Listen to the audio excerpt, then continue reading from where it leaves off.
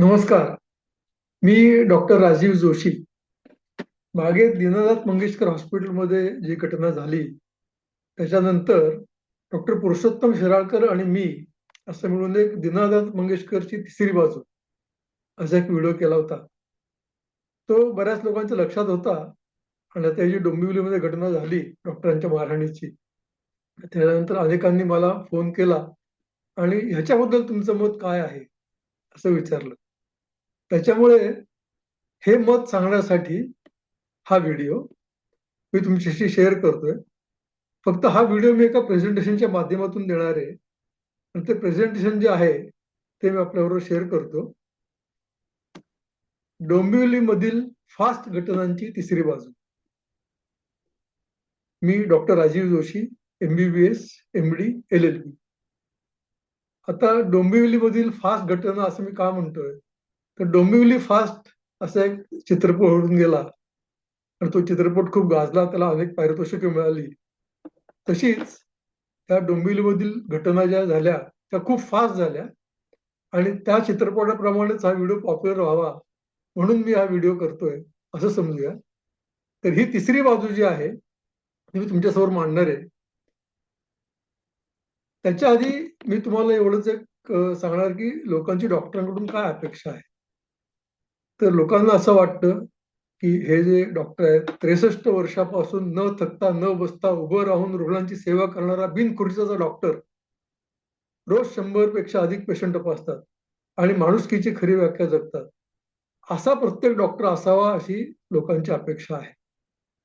परंतु अशा पद्धतीनेच काम करणाऱ्या 73 वर्षाच्या डॉक्टर दत्तांचा गुवाहाटीमध्ये एका जमावानी मॉबनी मारहाण करून मी म्हणून खून केला किंवा त्याला मारून टाकलं. रक्ताच्या थारोळ्यात ते पडले होते आणि हॉस्पिटलमध्ये नेताना काही अंतरावरती त्यांनी आपला प्राण सोडला. तर अतिशय चांगलं काम करणाराही असाच एक डॉक्टर होता. त्याची अशी अवस्था झाली. ह्याचं कारण काय? हे का होतं? आणि हे आपण सगळं जरा समजून घेऊया. त्याचं कारण आहे ही सध्याची डोंबिवलीची घटना अलीकडची. एका नगरसेवकाने एका हॉस्पिटलमध्ये धुमाकूळ घातला. डॉक्टरला मारहाण केली. का मारहाण केली? तर त्या डॉक्टरांनी सांगितलं एका महिलेला, की तुझं बाळ अपुऱ्या दिवसाचं जन्माला येणार आहे. तर त्याच्या जीव वाचवण्यासाठी जे निओनेटल इन्क्युबेटर लागतात ते आमच्याकडे 6 आहेत, पण ते भरलेत आता. आमच्याकडे सोय होणार नाही. तर तुम्ही दुसऱ्या हॉस्पिटलमध्ये घेऊन जा. आणि हे सांगितलं तर पेशंट ऐकेना. त्याच्या नगरसेवकांना फोन केला. नगरसेवक आले. त्यांनी मारहाण केली. त्यावेळेला एक महिला डॉक्टर तिच्या सिनियर डॉक्टरना फोन करून सांगत होती, की असं-असं इथे चाललंय. तर ह्या नगरसेवकांनी तिला दमदाटी केली. एवढंच नव्हे तर तिला मारहाण केली. आणि त्यांचं म्हणणं असं आहे, की मी फक्त तिच्या हातातला फोन बाजूला केला. पण आपल्याला क्लिअरली दिसते, की तिला मारहाण झाली. आणि त्या असॉल्ट नंतर सेनेचा कॉर्पोरेटर आणि 3 सपोर्टर्सना अटक करायचं असं जेव्हा जाहीर झालं, त्यावेळेला चक्क हे कॉर्पोरेटर महाशय सरकारी हॉस्पिटलच्या ICU मध्ये जाऊन छातीत दुखतंय, ब्लड प्रेशर वाढलं म्हणून भरती झाले. 13 वेळेला 23 सेकंदामध्ये ज्या माणसाने मारहाण केली, ज्या माणसाने डॉक्टरांना दमदाटी केली, तो माणूस ICU मध्ये का भरती व्हावा? त्याचं एवढं एकच कारण आहे, की त्यांना कोर्टात जायचं नव्हतं. सुदैवाने कोर्टाने ते काय ऐकलं नाही आणि कोर्टाने सांगितलं, की आमच्यासमोर हजर व्हा.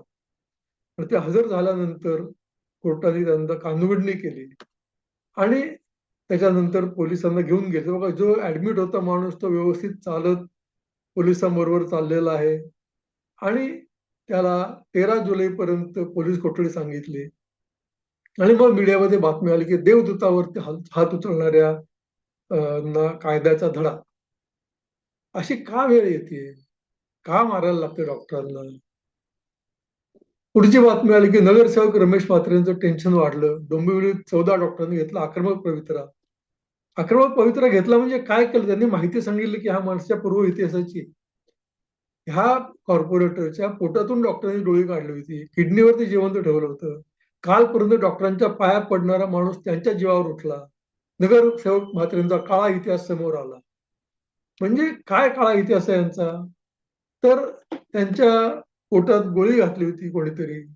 ती गोळी डॉक्टरांनी काढली.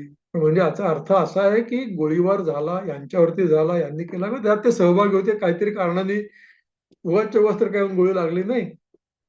ही यांची कारकीर्द आहे. आणि त्याच्यानंतर त्यांची किडनी निकामी झाली होती. त्यावेळेला डॉक्टरांनी किडनी काढून त्यांना जीवदान दिलं. म्हणजे डॉक्टर शिरोडकरांना समोर पाहिल्यावर ते कृतज्ञतेपोटी थेट पाया पडणारे बाहुबली म्हात्रे आज त्याच डॉक्टरांच्या सहकार्यावरती हात उचलतायत आणि त्यासाठी तुरुंगवासाच्या उंबरठ्यावरती आहेत, अशी बातमी यायला लागते. हे आपल्या समाजाचं दुर्दैव आहे असं मला वाटतं. त्याच्या पुढची गोष्ट म्हणजे ह्याचा मला धक्का जास्ती बसला की त्यांना पोलिसांनी जेव्हा ते कोर्टात घेऊन चालले होते पोलीस त्यांना, तेव्हा 50 पोलीस त्यांच्या बरोबर होते. आणि ते 50 पोलीस होते म्हणजे व्हीआयपी एक दोन पोलीस घेऊन जातात गुन्हेगारला कोर्टामध्ये, त्यांना घेऊन जायला 50 लोक होती. तर त्या 50 लोक पोलीस ह्या वकिलांना कोर्टातून बाहेर काढत होते. म्हणजे तुम्ही बघा यांची दहशत किती आहे, यांचा तिथं किती रुबाब आहे किंवा त्यांचा किती दबाव पोलिसांवरती आहे. तर कल्याण कोर्टात वकिली करणाऱ्या अधिवक्त्या म्हणजे वकील श्रद्धा जोशी त्यांनी आणि त्यांच्या सहकाऱ्यांनी टीव्हीला बातमी दिली की हे आम्हाला पोलीस अशी वागणूक देत आहेत. आता पोलिसांनी ह्या वकिलांना अशी वागणूक का द्यावी? पण हे सध्याची परिस्थिती आहे की जे प्रोफेसर्स आहेत, डॉक्टर्स आहेत, वकील आहेत, त्यांच्यापेक्षा गुंड लोकांचा धाक पोलिसांना जास्ती वाटतो. ही सध्याची वस्तुस्थिती आहे. हे या मुलीचे वडील आहेत, जिला मारलं त्या मुलीचे वडील आहेत. हे वडील स्वतः डॉक्टर आहेत. यांनी स्वतः कष्ट करून त्या मुलीला वाढवलं, पैसे तिचे खर्च केले, तिच्यासाठी हॉस्पिटलमध्ये तिला डॉक्टर केलं. ते सांगतात की आमची मुलगी झोपेतून ओरडत उठते. सतत कोणीतरी मारत असल्याचं तिला जाणवतं. तिनं तिच्या आयुष्यात एवढ्या घाण शिवाय कधी ऐकल्या नव्हत्या. मी पण नव्हते ऐकलं. एवढी घाण अननेसेसरी त्या मुलीला शोधायची गरज नसताना जर का एखादा नगरसेवक ही भाषा वापरत असेल, तर ती कशी सहन होईल कोणाला? ज्या मुलीला आई-वडिलांनी लहानपणापासून सन्मानाने वागणूक दिली, त्या मुलीवरती अशी वेळ यावी, ही खरोखर दुर्दैवाची परिस्थिती आहे. आणि ती झोपेतून उठून म्हणते, "काका मला मारू नका." त्या मुलीला मानसिक धक्का बसलाय. कशासाठी? मी एवढे वर्ष कष्ट करते, मी डॉक्टर झाले, मला रुग्णसेवा करायची पण आज एका माणूस म्हणून मारहाण करतो. तिचे वडील तिच्या कठोर कारवाईची मागणी करतायत. मी तुम्हाला लिहून देतो की काही कारवाई होणार नाही. कठोर सोडा, काहीही कार्यवाही होणार नाही. आणि हे का होणार नाही हे मी तुम्हाला सांगतो पुढे. ह्या नर्सचा इंटरव्ह्यू घेतला. शिव अरूर नावाचे जे रिपोर्टर आहेत, त्यांनी त्याचा इंटरव्ह्यू घेतला आणि अशा अनेक रिपोर्टर्सनी हे लावून धरल्यामुळे प्रकरण ह्या नगरसेवकावरती तुरुंगाच्या उंबरठ्यावर जायची वेळ आली. तर त्या नर्सनी काय सांगितलं, ही माणसं नाहीत, आम्हाला जनावरांसारखं मारलं. अहो, त्या नर्सला का मारलं? डॉक्टर म्हणाले ना, की हॉस्पिटलमध्ये जागा नाहीये. त्यांना मारायचं काही कारणच नाही, कारण हॉस्पिटलमध्ये जागा नसणं हा त्या डॉक्टरांचा दोष नाहीये. पण ह्या नर्सला का मारलं तुम्ही?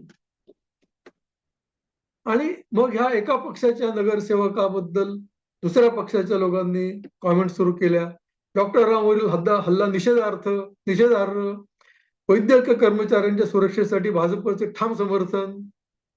अरे पण बीजेपीचे सुद्धा काही लोक हॉस्पिटलमध्ये जाऊन गुंडगिरी करतात. काँग्रेसचे काही लोक हॉस्पिटल जाऊन गुंडगिरी करतात. हे आम्ही डोळ्याने बघितलंय. पक्ष हा विषय नाहीये. कार्यकर्ता ही एक पदवी आहे की ज्याला कुठे जाऊन काही करायचा अधिकार आहे. डॉक्टर श्रीकांत शिंदे हे जे आपले जे उपमुख्यमंत्री एकनाथ शिंदेचे चिरंजीव आहेत, त्यांनी स्वतः काय सांगितलंय बघा, की एक डॉक्टर म्हणून मला माहिती आहे की रुग्णसेवा ही केवळ नोकरी नसून मानवतेची सेवा आहे. अत्यंत प्रतिकूल आणि तणावपूर्ण परिस्थितीत डॉक्टर आणि परिचारिका काम करतात. तर मग साहेब मला हा प्रश्न विचारायचा आहे, की जसा तुम्ही व्हीप काढता, की एखाद्या सभागृहामध्ये अमुक मताने त्या बाजूने मत द्यायचं. तसं तुम्ही व्हीप का नाही काढत की कुठल्याही नगरसेवकाने किंवा त्यांच्या कार्यकर्त्यांनी कुठल्याही हॉस्पिटलमध्ये जाऊन कुठल्याही डॉक्टरच्या अंगाला हात लावायचा नाही, कुठल्याही नर्सच्या अंगाला हात लावायचा नाही. जी काय तक्रार असेल ती आमच्याकडे येऊन करा, आम्ही त्याच्यावरती कायदेशीर कार्यवाही करू. मी असं म्हणतच नाही की डॉक्टरांचं काही चुकत नाही. चुकत असणार प्रत्येक माणूस चुकतं त्याच, परंतु त्याचा उपाय हा मारहाण करणं हा नाही. हे व्हीप काढून आपल्या नगरसेवकांना आपल्या कार्यकर्त्यांना सांगायची वेळ आता आलेली आहे असं मला वाटतं. आणि मी खरोखर आश्चर्यचकित झालो की हे एक पोस्टर आलं. न्याय मिळायला पाहिजे कोणाला, तर ज्यांनी मारहाण केली त्याला न्याय मिळायला पाहिजे. आपले लाडके नगरसेवक यांना जाहीर समर्थन. आणि हे जेव्हा समर्थन मागतात त्यावेळेला त्यांनी का त्यांच्या पेशंटच्या नातेवाईका म्हणजे पेशंटच्या आईचा इंटरव्ह्यू जाहीर केला. आणि ते कॉर्पोरेटला डिफेंड करतात की त्यांनी ते मारलं, आमच्यासाठी मारलं, आम्हाला सेवा मिळत नव्हती म्हणून मारलं. परंतु तुम्हाला हे समजून घ्यायला पाहिजे की का सेवा मिळाली नाही तुम्हाला. त्या हॉस्पिटलमध्ये 6 इन्क्युबेटर होते. तुमच्या मुलीच्या होणाऱ्या बाल इन्क्युबेटरची गरज होती. तो इन्क्युबेटर हॉस्पिटल उपलब्ध नव्हता म्हणून ते तुम्हाला दुसरीकडे जायला सांगत होते. पण आपण समजूनच घेत नाही ना. आपला प्रॉब्लेम काय माहितीये का की आपल्याकडे वैद्यकीय असाक्षरता आहे. आरोग्याबद्दलची म्हणजे साक्षरता असेल पण आरोग्याबद्दलची साक्षरता अजिबात नाहीये. आरोग्याबद्दलची माहिती नाहीये आणि समजून घ्यायची तयारी नाहीये. आमच्या ओळखीचे कॉर्पोरेटर आहेत म्हणजे आम्हाला इथे जागा मिळालीच पाहिजे असा आता सामान्य माणसाचा सुद्धा अधिकार निर्माण झालाय. आणि हे पहिली घटना नाहीये. हे आयएमएचं शिष्टमंडळ कलेक्टरला जाऊन भेटलं. असे अनेक आयएमएचे शिष्टमंडळ अनेक कलेक्टरला जाऊन भेटले आतापर्यंत. पण मारहाणीत फरक पडत नाही. डॉक्टरांना मारहाण होतेच आहे.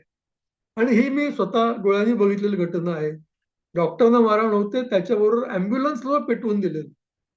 म्हणजे एखादा मॉब किंवा एखादी लोकसमूह वेळापिसा झाला की काय करतो? तर त्या अँब्युलन्स ड्रायव्हरचा त्या अँब्युलन्सचा काय चुकून त्या अँब्युलन्सलाही पेटवून दिलं होतं लोकांनी. तर हे सगळं अतिशय वेगळ्या दिशेने चाललंय, अतिशय वाईट चाललंय. आणि त्याच्यामुळे आपल्याला याच्याबद्दल काहीतरी करायला पाहिजे असं मला वाटतं.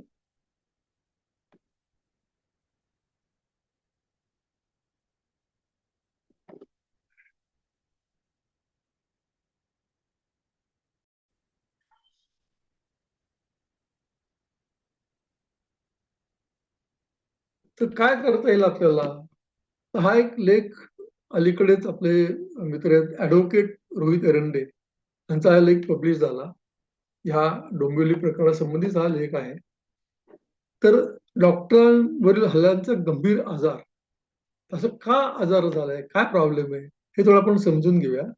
आणि ही मी सांगण्याची तिसरी बाजू आहे. एक बाजू आहे डॉक्टरांची की त्यांनी मार खाल्ला, दुसरी बाजू आहे रुग्णांची आणि नगरसेवकांनी ज्यांनी मार दिला, तिसरी बाजू कायद्याची आहे. तर कायदा काय सांगतो या बाबतीत आपण जरा अभ्यास करूया थोडासा. त्याचा अभ्यास करून मी तुम्हाला थोडी माहिती सांगतो.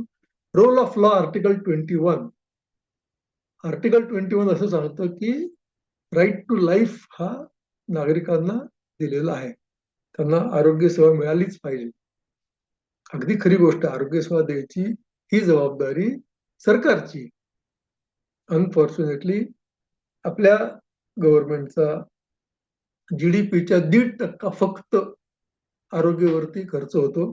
त्याचं अगदी स्पष्ट कारण आहे की काहीही करून माणूस आरोग्य सेवा घेतोच. तो शेत विकेल, दागिने गहाण टाकेल, काही करेल, पण तो खर्च करून आरोग्य सेवा घेतोच. फक्त 20% रुग्णांना सरकारी हॉस्पिटलमध्ये सेवा मिळते. 80% लोक ही खाजगी सेवा घेतात. त्याचं कारण असं आहे की सरकारकडे आरोग्य सेवेकडे खर्च करायला पैसाच उपलब्ध नाहीये. आपण भ्रष्टाचाराच्या अनेक गोष्टी ऐकतो, मी त्याच्या गोष्टीत जात नाही त्या बाबतीत. परंतु आरोग्य व्यवस्थेवरती पैसे खर्च करणं ही सरकारची जबाबदारी आहे. आणि ह्या 1.5% आपल्याकडे आहे. आणि ज्यांना आपण उन्नत देश म्हणतो त्यांच्याकडे ते 15% प्रपोर्शन आहे. एवढा डिफरन्स जरी आपण लक्षात गेलं तरी काय करायला पाहिजे ते आपल्याला लक्षात येईल. आता जेव्हा राईट टू लाईफ रुग्णांना द्यायचा आहे, त्याचबरोबर डॉक्टरांना आहे की नाही right to life? Right to life is not only animate existence, right to life with dignity असं सुप्रीम कोर्टाच्या जजमेंटमध्ये म्हटलंय. राईट टू रेप्युटेशन असं सुप्रीम कोर्टाच्या जजमेंट म्हटलंय. मग जेव्हा तुम्ही मारहाण करता डॉक्टरांना तेव्हा त्यांची डिग्निटी, त्यांचं रेप्युटेशन जात नाही का? Right to life of patients द्यायलाच पाहिजे, नो डाऊट. पण तो देण्यासाठी जबाबदारी सरकारची आहे. त्यासाठी लागणारी यंत्रसामुग्री, स्टाफ, पैसा उपलब्ध करून सरकारने द्यायला पाहिजे. हे स्टेटचं ऑब्लिगेशन आहे, सरकारचं ऑब्लिगेशन आहे. पण त्या ऑब्लिगेशनमध्ये सरकार अत्यंत अपुरं पडतं, हे आपल्याला सगळ्यांना माहिती आहे. तर आर्टिकल 19(1) राईट टू प्रोफेशन. तर राईट टू प्रोफेशन प्रत्येक डॉक्टरला आहे आणि त्यासाठी काय करायला पाहिजे, तर त्याला डिग्री फ्रॉम रिकग्नाइज युनिव्हर्सिटी पाहिजे आणि महाराष्ट्र मेडिकल काउन्सिलकडे रजिस्ट्रेशन पाहिजे. आता गमतीची गोष्ट आहे की महाराष्ट्र मेडिकल काउन्सिलच नाहीये महाराष्ट्रामध्ये गेली 5 वर्ष, आणि एका त्या ऍडमिनिस्ट्रेटरवरती हे सगळं काउन्सिल चालू आहे. पण हे करणं हे सरकारची जबाबदारी आहे, हे सरकारला का समजत नाहीये? Get violated due to violence. Right to profession gets violated due to violence. तो डॉक्टर शांतपणे काम करू शकत नाही, त्याला कायम व्हायलन्सची भीती आहे. जसं ती मुलगी म्हणते की मला मारू नका, तो मुलगा म्हणतो की मी नोकरी सोडून देतो. हे सगळं व्हायलन्समुळे आहे. हे आमचा राईट व्हायोलेट होतोय. आर्टिकल 19(1) व्हायोलेट होतोय. आर्टिकल 14 काय सांगतं की equality before law and equal protection of law. Right to equality मध्ये हा जो कायदा आहे महाराष्ट्राचा, तो 2010 सालचा कायदा आहे. हॉस्पिटल आणि मॅटर्निटी होमला प्रोटेक्शन आहे, पण क्लिनिक्स आणि डिस्पेन्सरीजला नाही. तिथेही डॉक्टर्स काम करतात. डॉक्टर्स आणि नर्सेसना प्रोटेक्शन आहे, पण administration, accounts, medical stores, canteen त्यांना प्रोटेक्शन नाही. हॉस्पिटलमध्ये मारहाण झाले की हा सगळ्यांना सुद्धा मारहाण होते. इतर स्टेट्स मधले ऍक्ट हे महाराष्ट्रापेक्षा जास्ती पॉवरफुल आहे. पण फेडरल स्ट्रक्चर असल्यामुळे तिकडचे कायदे आपल्याला इकडे लागू नयेत म्हणून आम्ही महाराष्ट्रात असं म्हणतो की महाराष्ट्राला कायदा सुधारायला पाहिजे. आणि हा सुधारण्यासाठी काय न्यायालयाचा काय रोल आहे, न्यायालयाकडून काय अपेक्षा आहे? तर न्यायालय असं सांगतं की Parmanand Katara versus union of India या जजमेंटमध्ये त्यांनी असं सांगितलं की जेव्हा इमर्जन्सीमध्ये पेशंट येतो त्यावेळेला त्याला सेवा मिळणं हा त्याचा अधिकार आहे. अगदी बरोबर आहे. त्यावेळेला इमर्जन्सीमध्ये पेशंटला सेवा मिळाली नाही तर पेशंट जगू शकणार नाही. परंतु प्रश्न असा येतो की त्यावेळेला जो खर्च करायचा औषधांचा, ऑक्सिजनचा, हा जो खर्च आहे हा कुठून करायचा? पेशंटकडे जर का पैसे नसतील तर मग सरकारने त्या खर्चाची जबाबदारी उचलली पाहिजे. आणि हे डॉक्टर राजीव जोशी म्हणत नाहीये. Law commission report of India 201 नंबरचा 2006 साली पब्लिश झाला. त्या रिपोर्टमध्ये एक त्यांनी कायद्याचा फॉर्मॅट करून दिलाय की डॉक्टरांनी कसं सर्व्हिस दिलीच पाहिजे. त्यानंतर त्यांच्याकडे सेवा देणं शक्य नसेल त्यांनी दुसरीकडे पेशंटला शिफ्ट कसं केलं पाहिजे, ह्याचा खर्चाचं बिल सरकारकडे कशी सबमिट करायची आणि सरकारने ती कशी पास करायची. हा 2006 आता 20 वर्ष झाली, पण असं काय अजून कायदा सरकारने केलेला नाही. Cell of foundation of India versus foundation versus union of India असा एक जजमेंट आहे ज्यात सांगितलं की गुड समरिटन म्हणजे अपघातात जखमी झालेल्या रुग्णाला हॉस्पिटलमध्ये घेऊन येतात त्यावेळेला त्या गुड समरिटनना त्रास देऊ नका. बरोबर आहे, त्यांनी त्रास देऊ नका, त्यांनी चांगलंच काम केलंय. परंतु जेव्हा त्या पेशंटला ट्रीटमेंट देता येत नाही, रक्त नाहीये, ऑक्सिजन नाही, इतर काही कारणं आहेत, त्यावेळेला हेच गुड समरिटन त्या डॉक्टरला मारहाण करतात, तर त्याच्याविरुद्ध डॉक्टरला प्रोटेक्शन नको का? ते प्रोटेक्शन कोणी द्यायचं? ते प्रोटेक्शन सरकारने द्यायला पाहिजे. ते प्रोटेक्शन कायद्याने दिलं पाहिजे, अशी आमची मागणी आहे. आणि मी असं अतिशय अभ्यास करून सांगतो की डॉक्टरांना सरकारकडून किंवा न्यायव्यवस्थेकडून कोणतेही संरक्षण मिळत नाही. एक जजमेंट आहे, doctors are personification of gods on earth. Milord, we are not gods, we are human beings. We need protection. Nobody is giving it to us. Please help. Nobody lessons.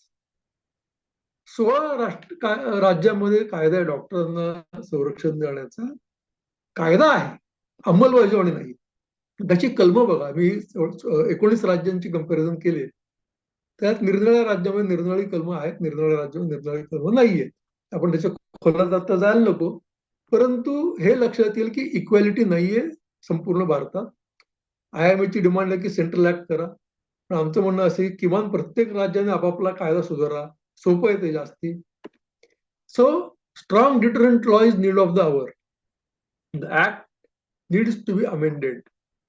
त्याच्याबरोबरच एक सरकारने वेबसाईट करावी की ज्याच्यामध्ये पेशंटच्या तक्रारी डॉक्टरांच्या विरुद्ध नोंद कराव्या, डॉक्टरांच्या पेशंट विरुद्धच्या तक्रारी नोंद कराव्या, लिस्ट पब्लिश करावी की पेशंटची काय तक्रार आहे, डॉक्टरांची काय तक्रार आहे. मग डॉक्टर ठरवतील की ह्या पेशंटला ट्रीटमेंट द्यायची की नाही. जो पेशंट मारहाण करतो त्याला इमर्जन्सी नसेल तर ट्रीटमेंट नाकारण्याचा अधिकार डॉक्टरांना आहे. तसंच ज्या हॉस्पिटलबद्दल माहिती आली की इथे ट्रीटमेंट चांगली मिळत नाही, त्या हॉस्पिटल रुग्णांनी जाऊ नये. डॉक्टर आणि पेशंटची रिलेशनशिप सुधारवायची वेळ आता आलेली आहे.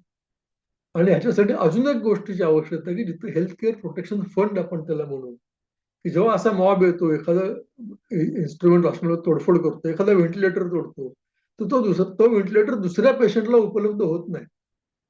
त्याच्यावर तो ताबडतोब रिप्लेस करायचा असेल तर हॉस्पिटलकडे पैसे नसतात.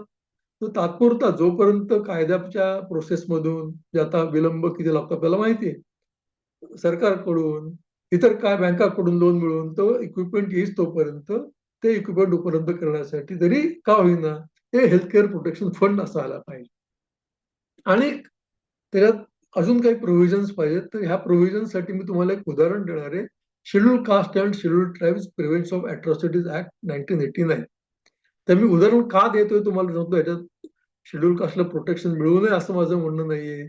त्या ऍक्ट मध्ये काही तफावत असं माझं म्हणणं नाहीये. किंवा doctor schedule caste schedule tribe मध्ये आहेत असंही माझं म्हणणं नाहीये. मी त्या कायद्यातल्या तरतुदींचा अभ्यास केलाय म्हणून मी सांगतोय की त्यात एक तरतूद अशी आहे की punishment of offences on atrocities. तर whoever not being member of scheduled caste, आता पहिला वर्ष who is not member of scheduled caste commits offence under Indian penal code. आणि तिसरा सेक्शन मध्ये होता की knowing that such person is a member of scheduled caste or scheduled tribe.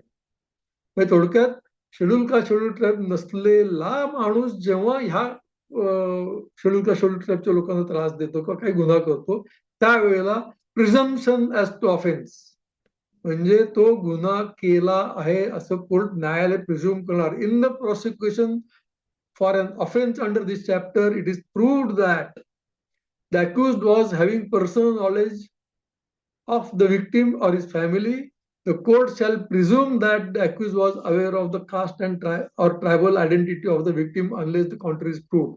आता जेव्हा हॉस्पिटलमध्ये एखादा माणूस येऊन डॉक्टरला मारतो तर it is definitely proved that he knew that he is eating a doctor. आता SC ST आपण म्हणू 10% आहेत, 100 आहेत हजारांमध्ये आणि डॉक्टर्स हजारात एकच आहे. ते जे मायनॉरिटीचं जे प्रोटेक्शन आहे, मायनॉरिटीसाठी म्हणून जे प्रोटेक्शन केलेलं आहे प्रिझम्पशन ऑफ ऑफेन्स, ते डॉक्टरला मिळायला नको का? ते डॉक्टरला मिळायलाच पाहिजे. त्याच्यामुळे knowing that a person health care professional, doctor आहे, नर्स आहे, हॉस्पिटलचा अकाउंट पर्सन आहे, if there is a violence there has to be presumption as to offence and there has to be presumption as to guilty mind. आता असं का मी म्हणतो guilty mind, तर जेव्हा एखादा माणूस मारहाण करतो आणि त्याच्याविरुद्ध खटला लागतो तेव्हा त्याचा वकील कोर्टात जाऊन काय सांगतो, मिलॉर्ड माझ्या क्लायंटचा भाऊ त्या हॉस्पिटलमध्ये दगावला, माझ्या क्लायंटला खूप दुःख झालं, त्याचं डोकं एकदम भडकलं आणि त्याने डॉक्टरला मारलं. अरे, हॉस्पिटलमध्ये येणाऱ्या प्रत्येक सिरियस पेशंटच्या माणसाला दुःख होणारच आहे, म्हणून त्याचं डोकं भडकल्यानंतर डॉक्टर मारतं जस्टिफायबल आहे. It has to be taken as presumption as to guilty mind. He is intentionally doing it. Knowing what is medical accident and what is medical negligence हे फार महत्वाचं आहे. आपल्याकडे वैद्यकीय असाक्षरता आम्ही म्हटलं तर हे कळलं पाहिजे की अनाफिलॅक्सिस झाला, ड्रग रिॲक्शन आली तर डॉक्टरचे दोष नाहीये. सडन कार्डियक अरेस्ट झाला, सडन मेंबॉलिझम झाला, हे पेशंटला सोडा, ते होत असताना डॉक्टरांना सुद्धा कळत नाही की हे होतंय, ते झाल्यानंतर कळतं. म्हणून आम्ही त्याला मेडिकल ऍक्सिडेंट म्हणतो. तर हे जेव्हा होतं ते तुम्हाला लक्षात यायला पाहिजे की ह्या गोष्टी आपण समजून घेऊन त्याच्याप्रमाणे डॉक्टरांशी वर्ताव केला पाहिजे. आणि हे आम्ही केस लावली हायकोर्टामध्ये, त्यानंतर एक जजमेंट आलं त्याच काळात. आम्ही सप्टेंबरमध्ये केस लावली, ऑक्टोबरमध्ये जजमेंट आलं. Court grants bail to a 30-year-old man who beat up doctor after siblings death. तर तो वकील म्हणाला असं की मेरा क्लायंट का माथा घूम गया और उसके डॉक्टर को मार दिया. तर त्याला तुरुंगात टाकलं, त्याला बेल दिला. आता का बेल दिला, तर bail is of a right. म्हणजे right of that accused is to be protected than the right of the doctor to get protection. अशी आपली न्याय व्यवस्था आहे, असा आपला कायदा आहे.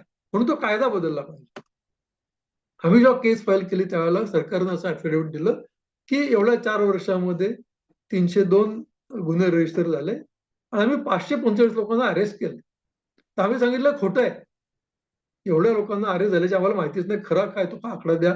न्यायालयाने कोर्टात सांगितलं की किती लोकांना कोर्टाकडून शिक्षा झाली फायनल हे कळवा आम्हाला. तर 5 वर्षाचा डेटा आला. 636 अटॅक्स पैकी 1381 अटॅक करणाऱ्या अक्युज लोकांना जेव्हा चार्जशीट केलं त्यापैकी फक्त 4 लोकांवरती शिक्षा कोर्टाने दिली. हे का असं होतं, त्याचं कारण की तो कायदा कमकुवत आहे. हे जेव्हा कोर्टाला पटलं तेव्हा कोर्टाने गव्हर्नमेंटला सांगितलं की हा कायदा तुम्हाला सुधारणा करायला पाहिजे. आणि 6 वर्षापूर्वी 13 जुलै 2021 रोजी कोर्टामध्ये ऍडव्होकेट कुंभकोणी म्हणून जे वकील होते त्यांनी सांगितलं की सरकारने एक कमिटी फॉर्म केली होती. त्या कमिटीत डॉक्टर राजीव जोशी होते, त्या कमिटीत ऍडव्होकेट नितीन देशपांडे होते, इतर काही असोसिएशनचे लोक होते, लॉ अँड ज्युडिशरीचे लोक होते, हेल्थ मिनिस्ट्रीचे लोक होते, होम मिनिस्ट्रीचे लोक होते. आणि आम्ही सगळ्यांनी मिळून एक कायद्याचा अभ्यास करून एक ड्राफ्ट तयार केलेला आहे. आणि आता आता 2010चा कायदा सुधारायचा का नवीन कायदा करायचा हे ठरवण्यासाठी सरकारला वेळ द्यावा. 13 जुलै 2021 पासून गेल्या 5 वर्षात सरकारला वेळ झालेला नाही कायदा बदलायला. माझा असा प्रश्न आहे की डोंबिवलीत ही मारहाण झाली त्याच्यानंतर तुम्ही कायदा बदलणार आहात का एखादा डॉक्टरचा खून झाल्यानंतर कायदा बदलणार आहात? आणि मी असं म्हणतो कारण की केरळामध्ये तसं झालं. केरळामध्ये अशी केस चालू होती की कायदा बदलला पाहिजे, काहीतरी करायला पाहिजे या विषयावरती. मी स्वतः त्या केसमध्ये आर्ग्यू केलं होतं आणि मी कोर्टाला सांगितलं होतं की एवढ्या एवढ्या गोष्टी करायला पाहिजे. सरकारने त्या अमान्य केल्या. त्यानंतर कोर्टाने सांगितलं की कमिटी फॉर्म करा, त्यात डिस्कस करा तुम्ही आणि डॉक्टर जोशीने त्या कमिटीमध्ये घ्या. त्या कमिटीच्या मीटिंग झाल्या.